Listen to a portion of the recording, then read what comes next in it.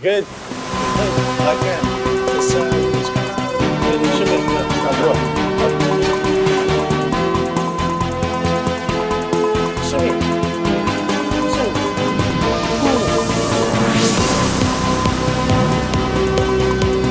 Stella, come on.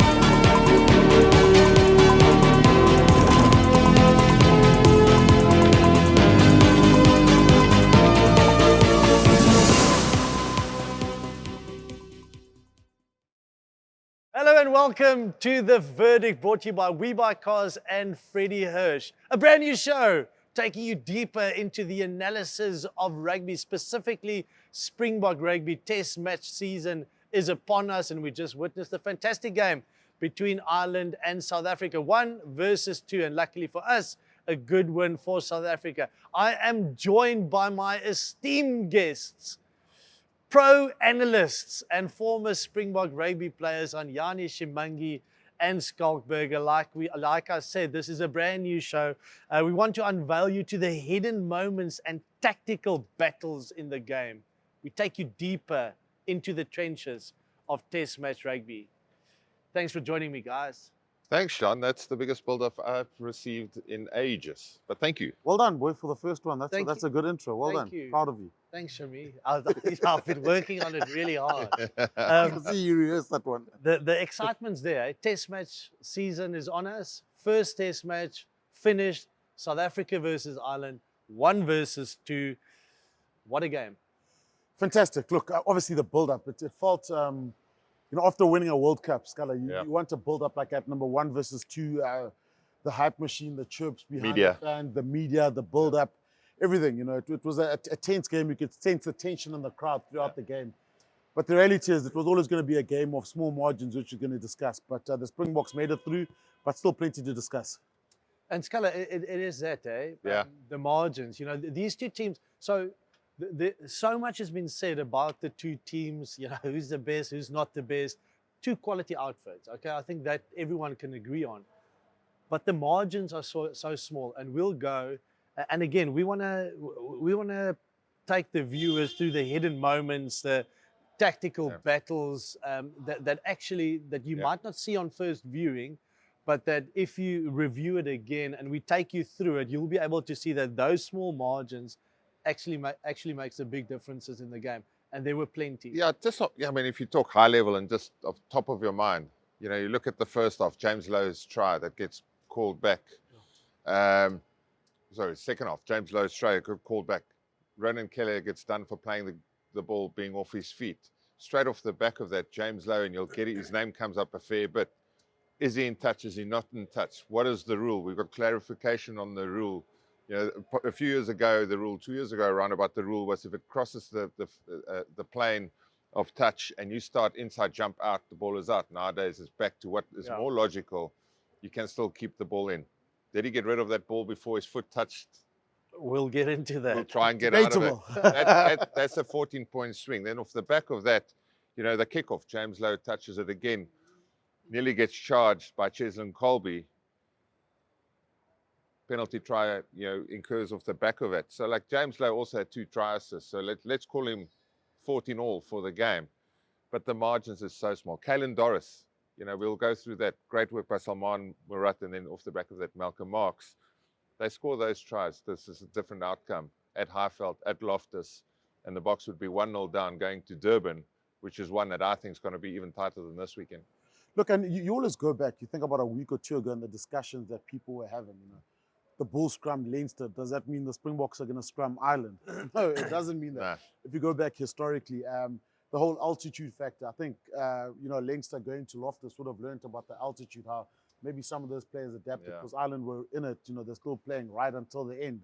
The massive kicking game. We didn't see plenty of James Lowe's kicking game because they tried to vary it a bit. The Springboks, would they be brave enough to have a run against Ireland compared to Wales, in terms of the innovation, the change of game plan? It was a Springbok team that won without the big scrums, only 2 towards the end that counted.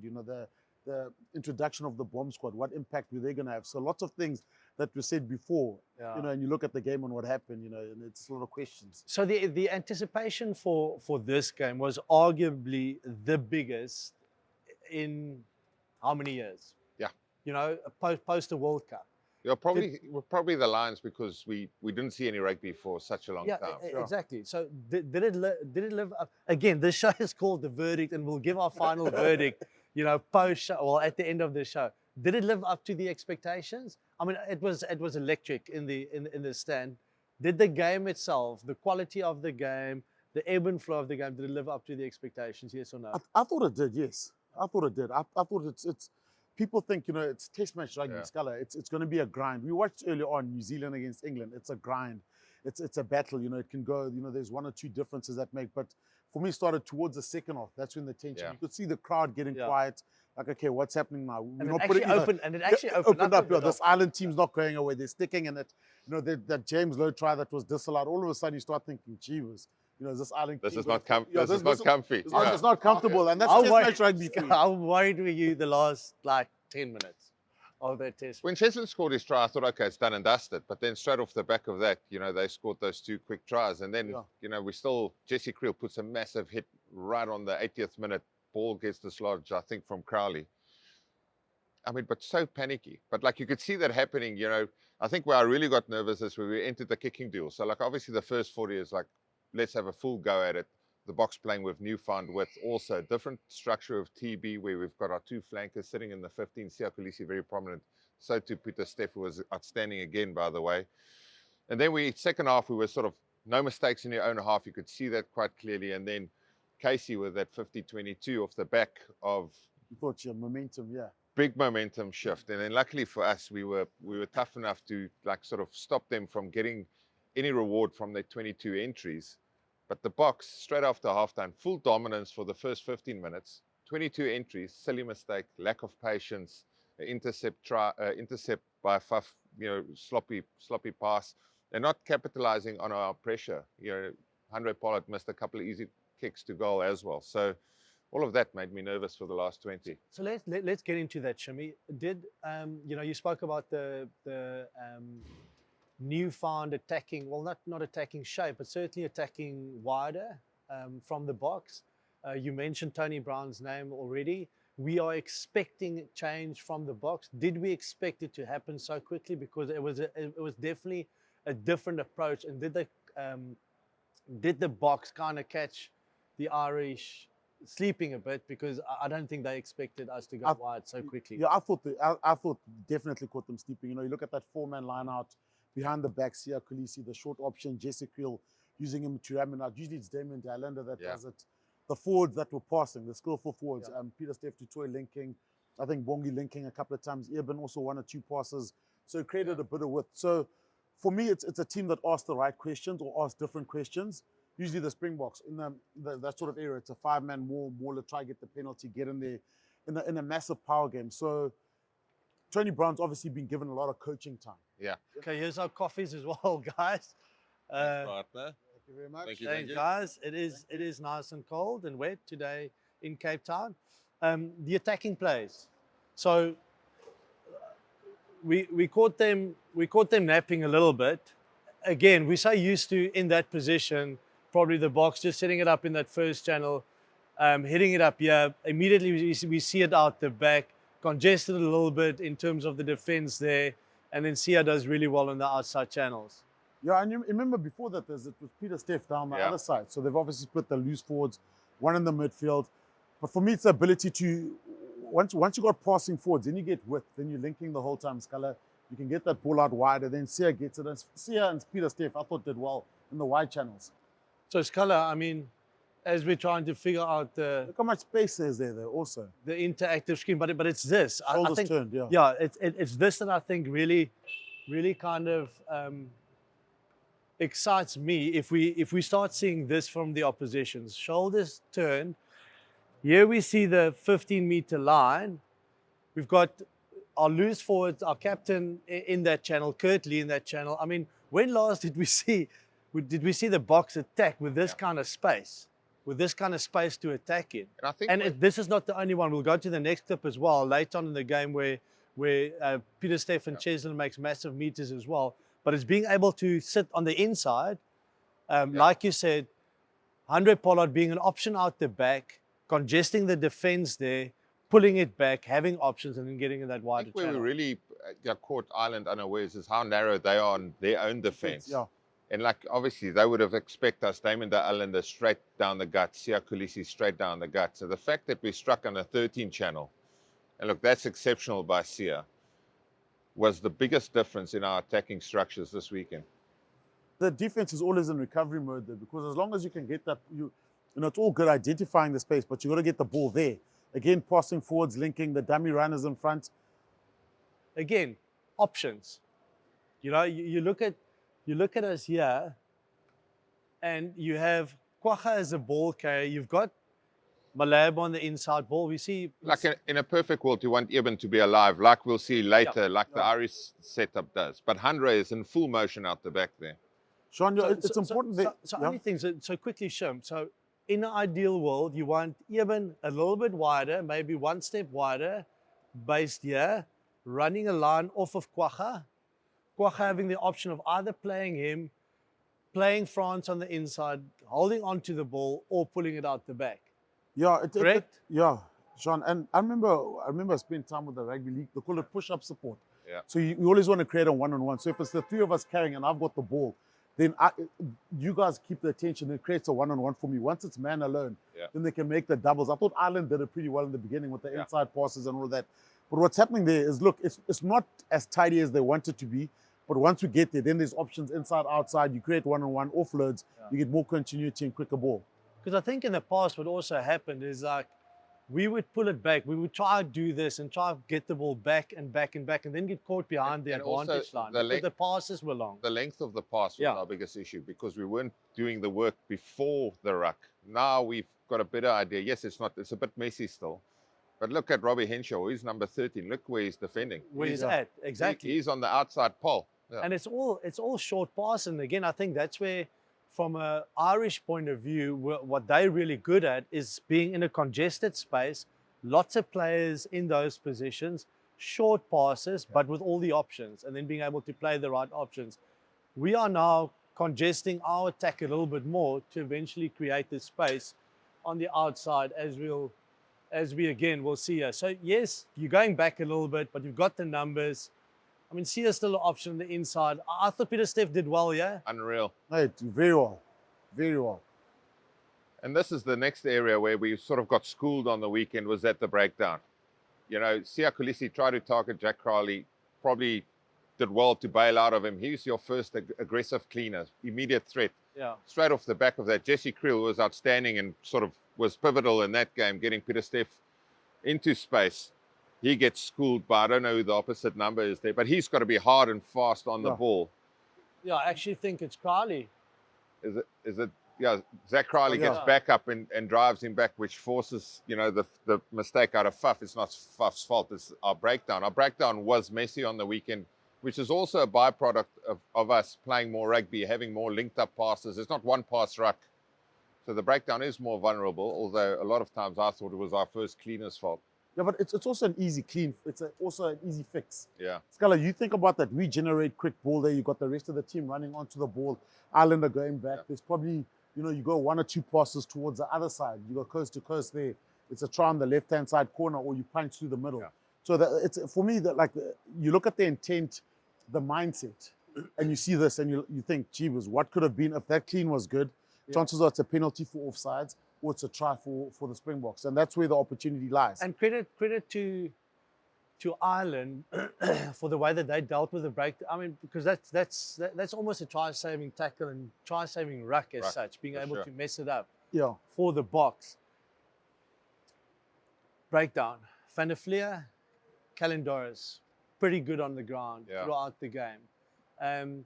Debatable sometimes the legality of some of it, but again showed that in crunch times those two players were able to stand up. Yeah, Josh Van der Vlier for me is like, he's your workhorse. Like, he works and he frees up a guy like Kalen Doris, Peter Mahoney, to do some other stuff, whether it's Lanart or Kalen Doris in this carry. He was their top carrier. But Kalen Doris at the breakdown especially is not as clean as Van der Vlier. Van der Vlier won't concede penalties. Kalen Doris on a different weekend will concede 2 or 3 penalties, but he's a nuisance. Like, he gets in, plays the ball on the ground, holds your arms. We've all played against players like that just puts their body in places where it's not supposed to be, gets away with it. He also took the captaincy role on later. Yeah. And, you know, it was quite hard on the referee. But, like, he was efficient for me. The best player for me was Jamie Osborne on debut. And I've only really seen him play 12. And I know, like, for Leinster, he was, you know, led the running meters for a long, long time for them. But, like, he was amazing because under the high ball, he was exceptional. So too was South Africa on the weekend. Yeah, I thought also, you look at the breakdown, Porter conceded 2. Yeah. And his was similar. Similar. Swimming around the ruck, yeah. McCarthy also for not rolling away. So that's probably the one area. You could see a lot of the guys, the tackler is not rolling away quick enough and almost lying there doing that. You got to roll away, get out, make an effort to get out the way. Because sometimes you see the good scrum offs, you almost get trapped in there and you slow it down and you actually put the ref under pressure to make a decision a couple of times. Jesse Creel got caught for one where he got out the way, but then was in the passing lane. Yeah. So one guy that I thought did very well, and again, taking into consideration where he's coming from a knee injury, Malcolm did very well, got a critical turnover for us at the one breakdown as well. But the one area that was spoken a lot about, so, I mean, we've covered the attack. I think the attack for South Africa is looking really promising. Yeah. To be able to build on what we saw on the weekend. Breakdown certainly needs to improve. Scrum time, Shimmy. Did we get the reward we wanted? This was one that obviously we got penalized. Take us through this. Look, I feel we weren't given an opportunity to scrum, I feel. What Ireland did was close our space up, almost make it a pre-engage. But then there's got to be a pressure build-up. There'll always be a little bit of movement post-engagement, but then you can see it's very passive. And the Springbok team there, that's, you know, Ireland are fading back. They're almost not taking the pressure of the head coming back. So it sells the wrong picture saying South Africa have been too aggressive and rushing too much. But you saw from the first scrum, Jean, a hit is meant to be like this. So if you look at it like this, and then there's a bit of movement there, but there's stability, and then the contest starts. What's happening there is these guys aren't even hitting. South Africans weren't allowed to hit, so they're sticking like that the whole time. The other angle. I mean, look how tight and close they are there. So you want a little bit of a pressure build-up. I thought the Springboks weren't given an opportunity to scrum, and then they were penalized almost because there was a bit of a fade going there. So all he's trying to do is they just catch up there and working forward. If the opposition goes down, you got to take a hit. You got to take the hit. You got to, you know, apply some sort of pressure. Otherwise, you might as well penalize the team that's hitting the whole time. And that was also like clever gamesmanship. And for the reason why that was a penalty was the second time that we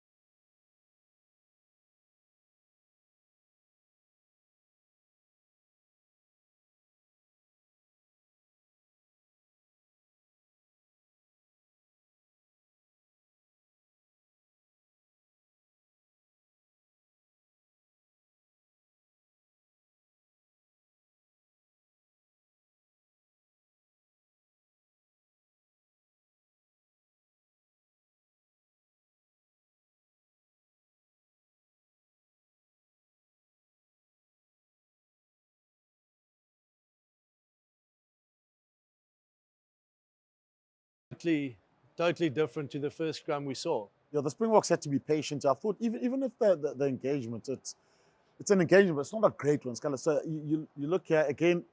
No, also Ireland had made several changes. Taking the hit though. But at least it's a contest now. Yeah. The scrum is up. Then you can go. Then it's a fight. You know what I'm saying?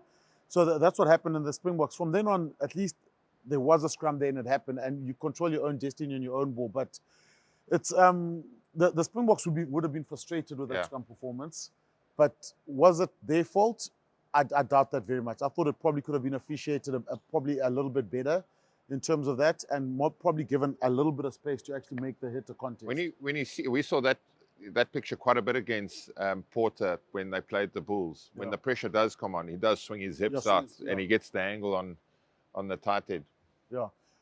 The Peter Mahani said that the Irish got caught out a little bit physically. The Boks got the upper hand, and I think scrummaging is part of that, right? So you might not get in the first couple of minutes, and it probably took the Boks about 63 minutes until that scrum to get the upper hand. But then eventually they got the penalty try as well. Are we looking for the rewards too quickly in the game? The Springboks, from the first scrum, they'll try have a go. That's the Springboks DNA. It's what gives the Springboks energy. It's what gets the Springboks territory. Yeah. But then make it a contest. And I thought Ireland, funny enough, the last time we played Ireland before this game was the World Cup game. And I thought Ireland scrummed well that game. They got us on speed of engagement on the hit and all of that. So it is, they will look for they'll do it every game, no matter who they're playing against. And sometimes it takes a little bit longer. I mean, it's one of the few games we actually didn't mention ox and chair and scrums. Yes. If you think about, you know? I mean, we speak about the scrum and the reward, getting reward from the scrum. We saw the this is a little bit late in the game. We saw the penalty from that scrum, but what happens straight after that is where the big debate comes in. So if I just play this on a little bit. Yeah, it comes straight off the back of this. So there was a penalty. That's the penalty kick. Okay, the penalty kick from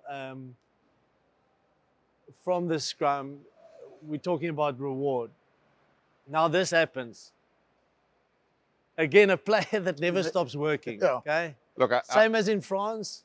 He's not meant to do that. He's not meant to charge a kick down.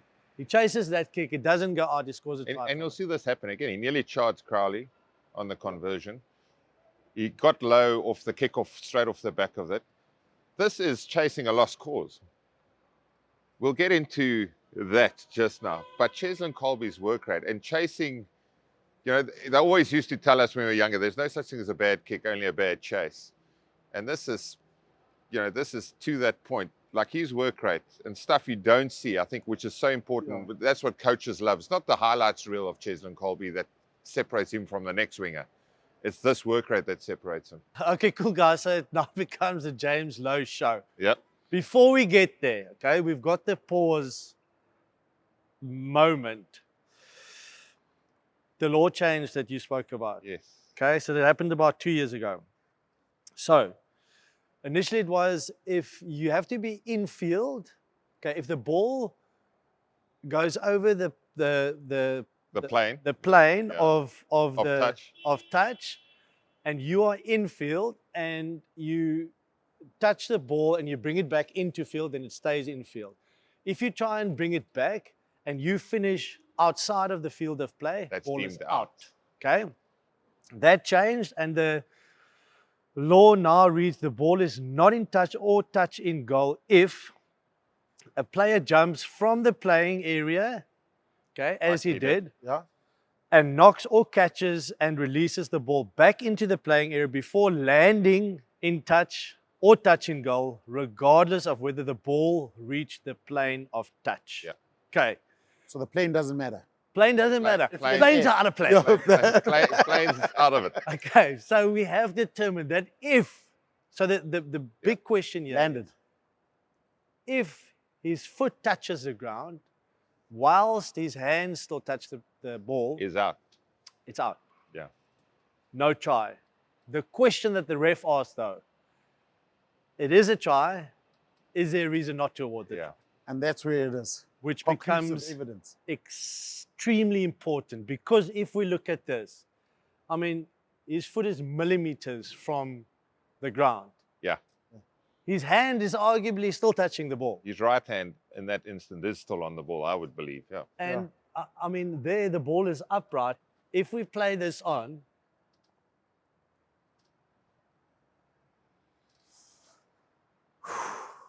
what are we seeing there? What I mean, He's landed there, definitely. You reckon he's landed? Yeah, he's landed Foot's there. down. Yeah, that his foot's foot down.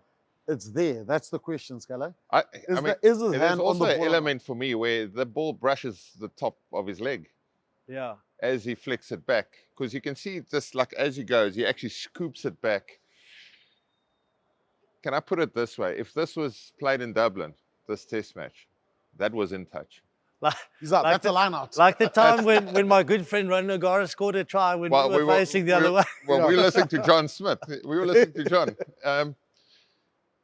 But again, so the angle doesn't conclusively show Yeah. that his hand is touching the ball. Yeah. And that is what makes it so difficult, because you want the right decision to be made. And I think we're still sitting on the fence, not knowing whether it was the right decision. And the other angle you can't really, because the ball's behind his body. So you can see when his foot touches, but you can't then see whether he's released the ball or not. And there's also assistant referee that's also in the way. We must get the CCTV footage from security. From Yeah, the top. from the other side. So you play it on from here.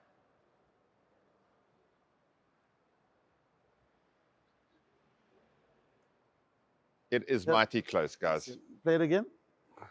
There we go. Okay, there. He's landed there. See, Does it brush the top leg there after that? Surely, no?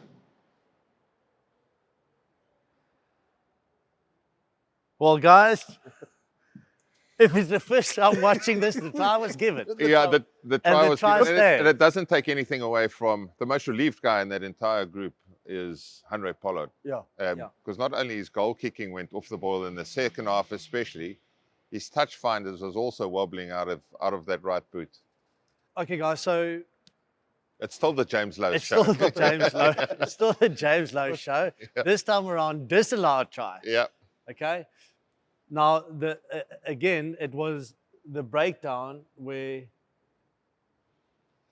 the issue came in.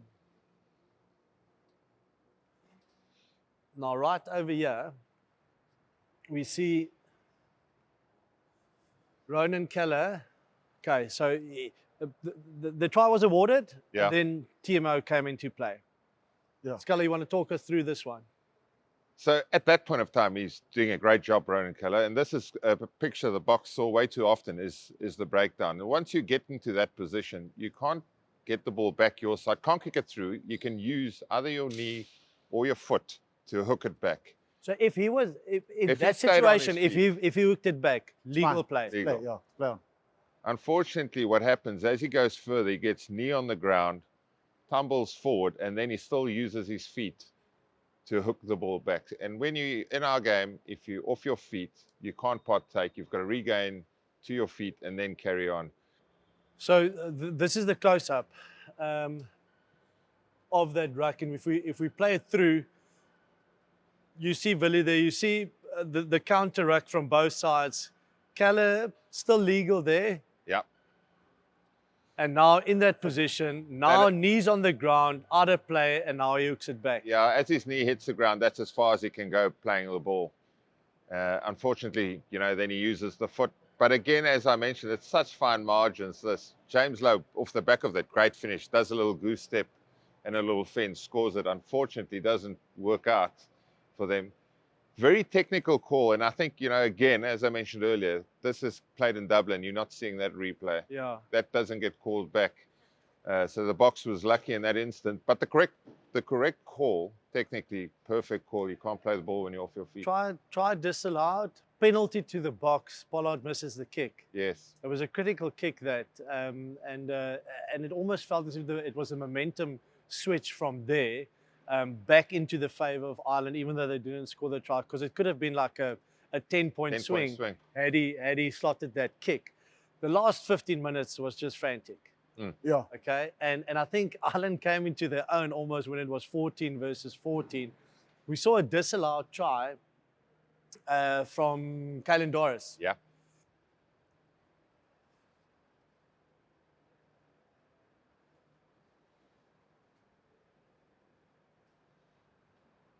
How close is that?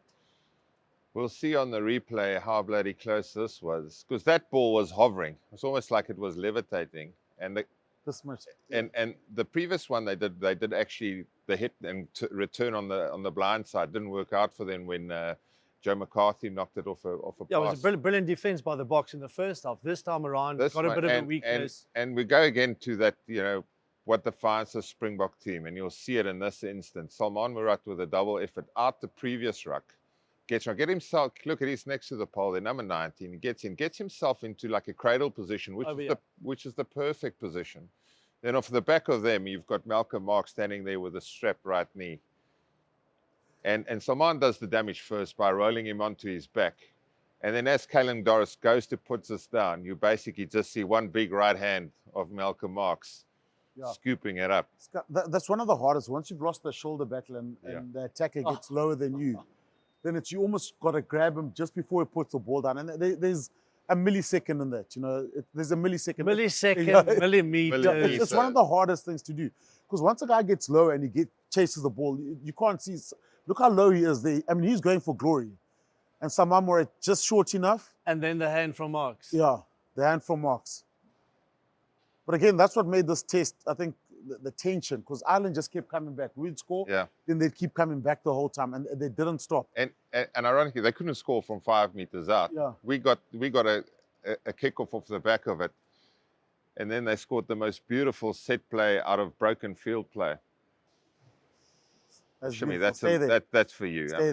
So that's stay there. the last 10 minutes of the game, okay? Yes, South Africa scored. And it's almost the definition of the two teams. Power game from the Boks, getting the penalty try from the scrum, eventually getting the reward. But then Ireland kept on attacking. They played to their strength. We're still on the James Lowe show, by the way. Yeah, still on the James Lowe. Second try assist of the game, no problem. Keeps on putting pressure on the defense of the Boks and actually getting more gaps. Curtly Arendse got yellow carded, so obviously a little bit more space. But then Ireland returns to what makes them strong, what makes them good, putting pressure on the South African defense, getting their shape going and having their planned moves. Just after the Kalen Doris disallowed try, 22-meter dropout. And then we see this. Too much of James Lowe performing, and the tight five says, give it to us. This is a thing of beauty, not only about the scrums. We'll pause it here. Look at the playmakers. Finlay Beelum on the ball, reserve tight head. Kian Healy, reserve loose head. So on the reserve tight head. The ball player. He's the ball player. One. Hooker, Ronan Keller, Tyke Byrne running the shoulder line. And what they do... Look at him there, Schalk. Kieran Frawley occupying. You can see where Jesse Kriel's looking. He thinks, Marco van Staden thinks he's going to put a shot on the guy opening out the back. Gerard Steenekamp is the catch-up in the middle. He's seeing out Kian Healy. But Schalk, just to go a little bit. So, defender 1, 2, 3, 4 for the Boks. Okay, keeping them honest. So, ball carrier trying to commit... who do we have here? Malcolm Marks. Kwagga staying true for Tyke Byrne on the outside option. Obviously, on the outside, Marco van Staden and Jesse Kriel needs to look for the option out the back.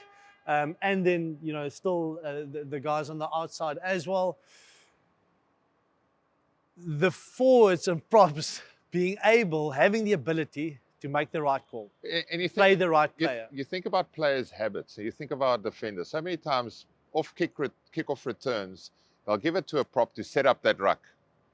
One pass, put your head down, try and set up a ruck, split the field halfway. Not the Irish side. This is so nice from them. And also the movement of the forwards. Again, Kian Healy is over here at the moment. You'll see after this, he moves out that way. Opens up. Ronan Keller opens up, and then a beautiful little drop ball on the inside. And that cheat line from Conor Murray, the one every single 9 runs. this reverse angle is just, it's just a thing of beauty. And this is trained. This is trained from the training field. They normally have the one where they sort of do the dummy swivel and then they pick up the 15 on the inside. They decided to switch it up. Look at that. Yeah, and look at the numbers around the ball. But what I like, Jean, about that is also the timing, the ability for all 5 guys to come at the same time, to get it through, to get that movement right, and almost you perfectly executed. And Gerard Steenekamp must have thought, look, the easiest thing, he probably should have just stayed in his channel and not moved there. But I think Kian Healy did it so well and saw that dummy, almost like a center going out, that you sucked them in, opened up the hole through the middle. He wouldn't have picked up Ronan Keller. Nah. Yeah, because he came from depth and at such pace that he was right in behind Kian Healy. So he was marking up the inside runner, which was him. And then they obviously And for once, Gerard Steenekamp as a prop felt what it feels like to be a back. Yeah. You have 3 guys running at you and you have to make a decision. You got to pick one. And if you miss the tackle, it's a try under the pole. So. Ireland went back to what makes them good. The Boks went back to what makes them good. Absolute power there. Shemi, I know what you want to say about this, but we scored the try there. We even have sound for that clip. Yeah, you got the feeling that was coming. The Springboks, after getting their head, being penalized for being too aggressive, eventually something was going to give. Yeah. Something was going to give. And that's probably how the Springboks wanted to start, but they finished it. But I thought from a scrumming point of view, it's a nice way to finish. But I thought, again, I'll go back to it. I don't think they were giving enough of an opportunity to make it a scrum battle. And that's probably what we're going to see this coming weekend in Durban. Before we get to this weekend in Durban, let's go there. What needs to change? Firstly, give me your 2, your 2 best Irish players, your 2 best SA players for the weekend. Who do you want to go first? I'll go SA first. For me, Jesse Creel and Peter Steph Tutoy. Yeah. I'd say those were the 2 guys. Easy for me. I'm in the same. Yeah. Peter Steph was outstanding. He was, Right. and Jesse as well. I thought good carries. It was one of his better test matches, and the combination between him and Damien Delaney just so settled down. You still have Estes and Lukanya. It's so nice to see him fulfill the attacking role, because so often at 13 South Africa, it's been about his defense. Yeah. Oh. Ireland standout players. Jamie Osborne for me was the best player by quite some margin. Also taking account it was a debut, and I've only actually seen him play 12 or 13 for Leinster. Did another high ball, solid. Superb. I thought defensively worked pretty hard. Geez, to pick a second player, I'm trying to think in the forwards. Look, James Lowe for me. James Lowe is constantly in the game. Yeah. Yes, a couple of calls went against him, but I mean, his ability to keep the ball alive in those outside channels, the offload for the try. There's always something happening around him. The second one was a Baird who scored the last try, where he just stepped Cheslin on the inside and then the offload. Scored one that didn't count. Yeah. Unfortunately for him, he gave 2 back to us. I thought Casey played well before he got injured. There's that 50-22. Yeah. We've seen Gibson Park so much playing for that Irish. I thought actually for a rare start for him, I thought he actually did pretty well. So on that point, then looking forward to the second test, so much to play for still. The Boks, obviously, they want a 2-0 result. Ireland will want to get back, knowing that it was so close. It could so easily have been the other way. What needs to change? I think first, if you're Ireland, you've got to see what you've got left. Exactly, because Casey's Sheehan looked, like his touch to James Lowe was spectacular, the one around the back. Probably a good chance that Henshaw is going to miss out if he is a HIA. I know he carried on playing, but then got subbed at halftime. Was it Porter who went off with a finger, but he came back on? That is well. Look, I tell you what, Sheehan gutsed it out because they strapped that knee and he carried on till half time. But you could see he was standing on the wing. He got that one ball, and he's usually quite an abrasive ball carrier.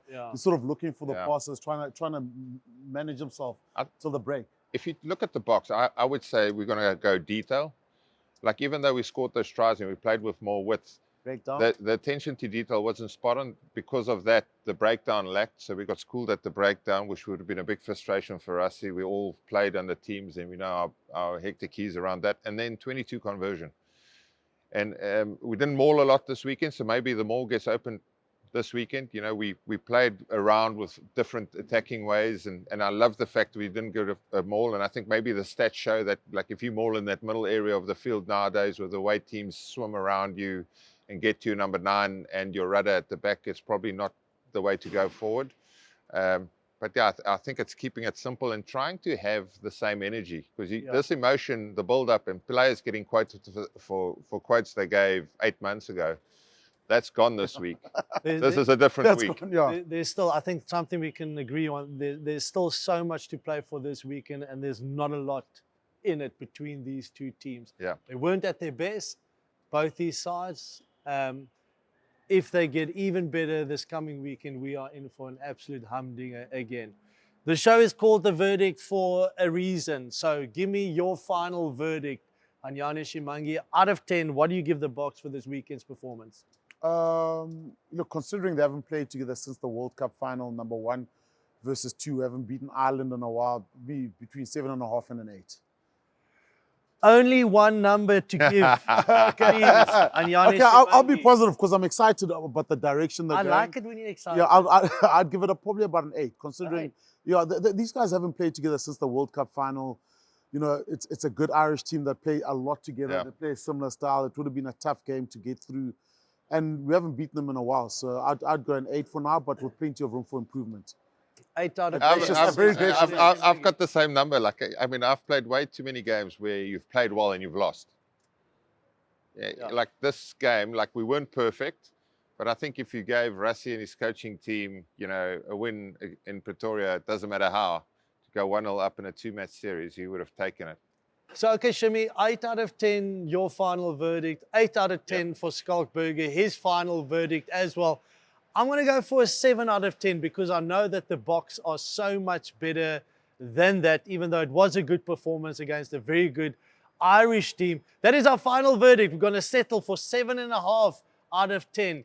Please do follow the verdict on all the social media platforms. This was our first episode. We're trying to get the hang of it, trying to figure out the big screen. In week 2, we will be better, and hopefully the Boks will be better as well. Give us your verdict. What do you think about that performance from the Boks in week 1? And after week 2, we shall chat again. Until next week, cheers.